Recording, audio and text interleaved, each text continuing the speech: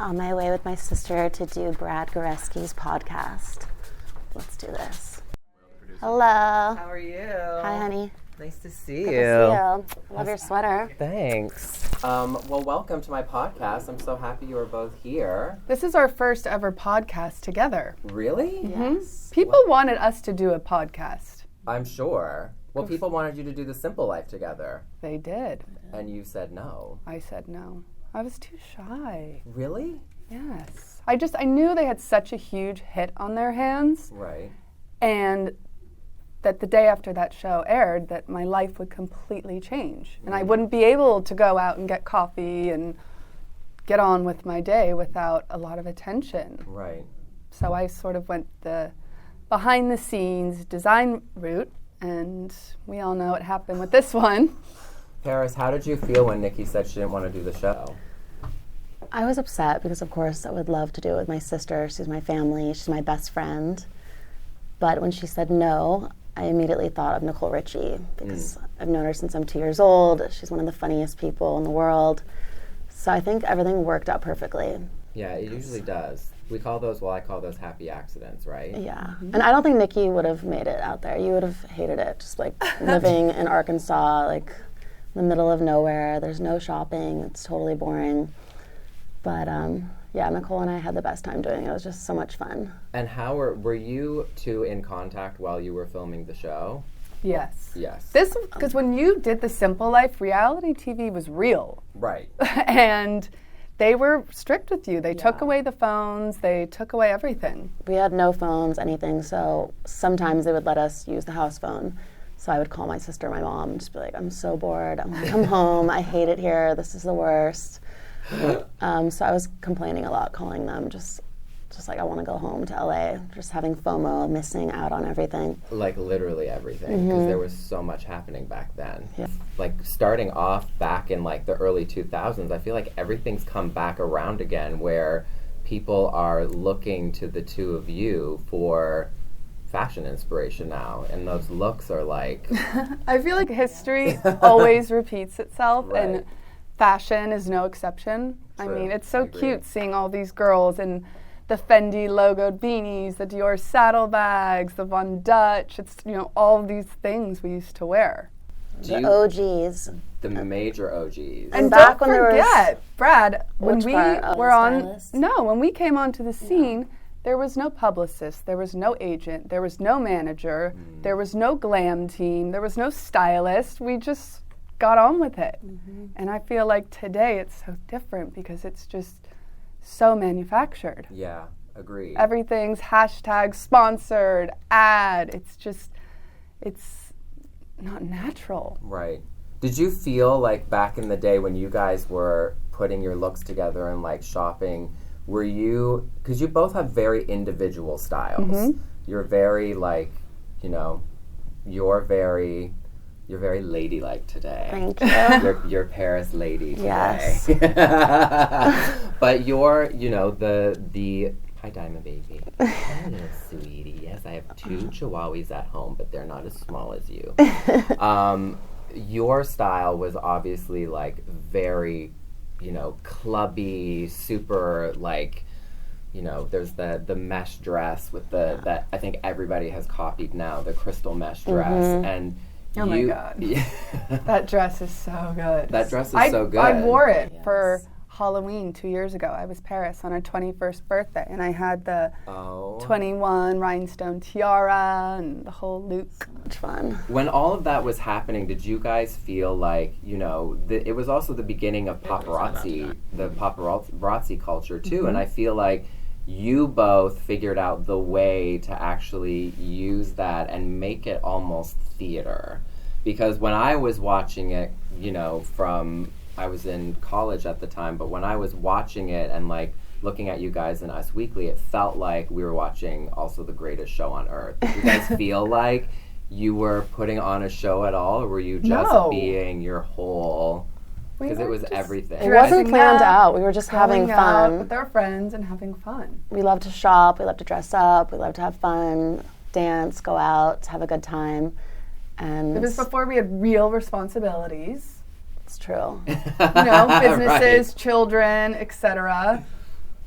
And it was so much fun. This was before social media, so it was a completely different time where everybody who was going out was just going out to have a good time. It wasn't because they were trying to film content or nothing was planned. I feel like today everything is just so staged and planned out where people are not even having a good time anymore because everyone is literally just filming and have the filters and just trying to get content every second. And it's just, I don't know, like back then it was just real. Like free spirits, just having the best time ever. And well, also you could do what you wanted inside the clubs, like inside of Hyde and like all of those places because like nobody was, once you were outside and there were all the cameras there taking your photos and you went in, you got to go in and have a good time. You didn't have to worry about people holding up their phones and like taking pictures of you and all of that stuff. How have you, especially as someone who's like still very much, you know, DJing and out in the club scene, how have you seen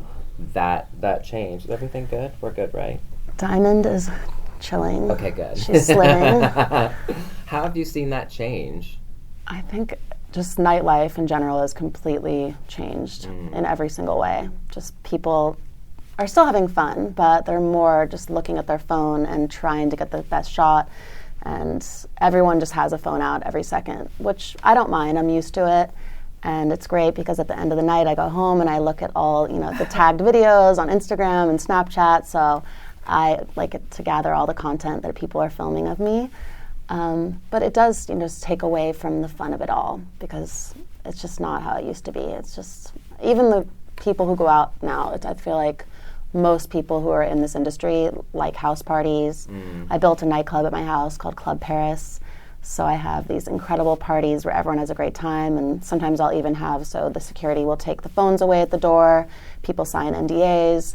I don't do that all the time, but at some of my parties I do that, and it just makes the night so much better. It just feels like back in the day. Let's talk a little bit about both of your businesses too, because you have French Soul right now, Yes. Which is really, really cute. The meow flats, I think, are super, super I'm adorable. a kitty freak. I love that. You have two, right? I have two, yes. One Bengal and then one cat, which I found on the beach outside the Soho House in Art Basel. Really? Yes. Miami, yeah. Oh, that's so sweet. And you just brought it home? We were on our way to DVF's brunch, and I saw this little kitty sitting there, and all of the staff were saying that it's been there since it's a baby, and they've been looking for a home for it. So I was like, hold on, Paris, we have a pit stop. Went back to the Fontainebleau, ordered a chicken paillard for the kitty from room service, chopped it up, fed the kitty, and then went back to Diane von Furstenberg's. That is so sweet. I love that. And how many dogs do you have now? I have 5 dogs and 2 cats. What are their names? Well, Diamond Baby, who's here. Yeah, she's really chill.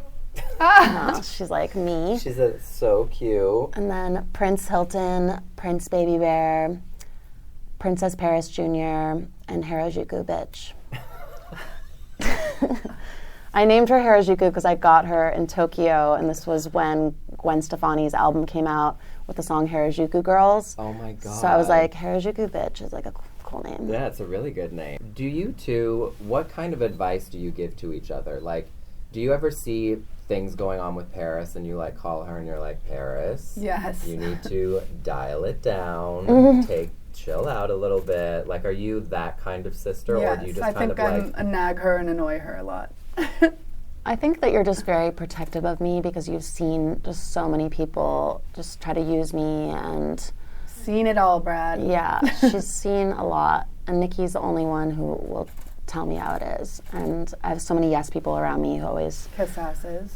yeah, basically. So it's nice to have my sister, who's my best friend, who I love so much and trust so much, and I don't know, I always feel like you're like the big sister. You're more mature. But I'm actually the little sister. the little sister being the big sister. Yes.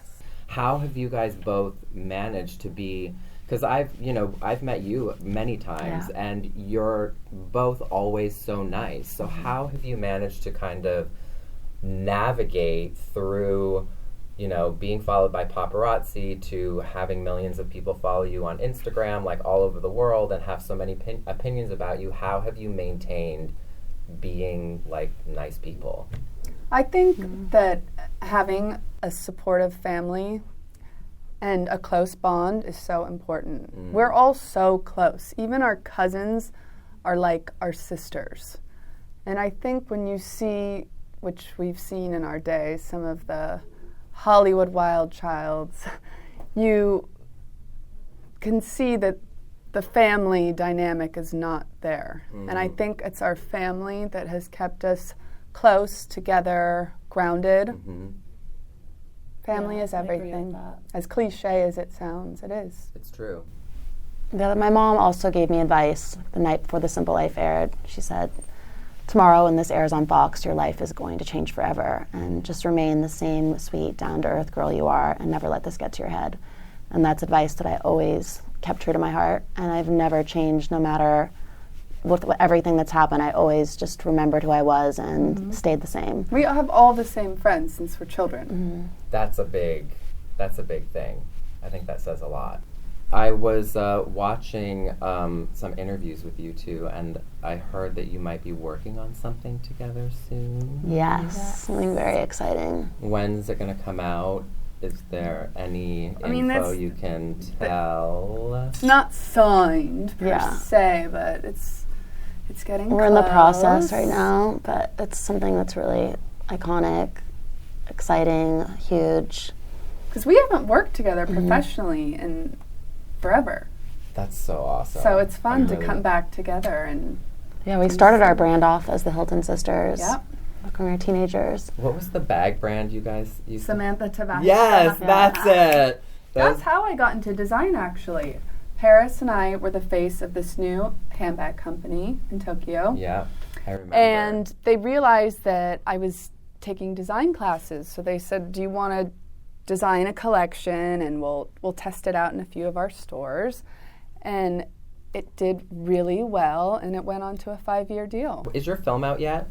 This is Paris. This is Paris, yeah. It's premiering at the Tribeca Film Festival, and then it will be in movie theaters right after. Yes.